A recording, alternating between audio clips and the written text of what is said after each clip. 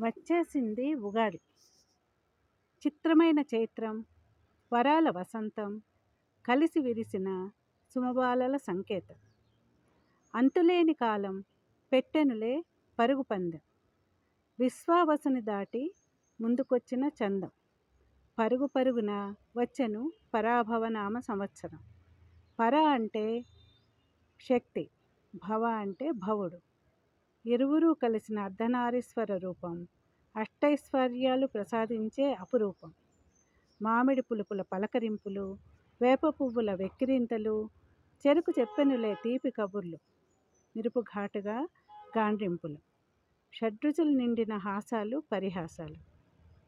పులిహార పాయసాలు, బొబ్బట్లు, బూరెలు, గారెలు, విందు భోజనాలు, పసందులు. ఆదే కాని అంతం లేని కేరింతలు. విపరీత ధోరణులకు తప్పదు పరాభవం.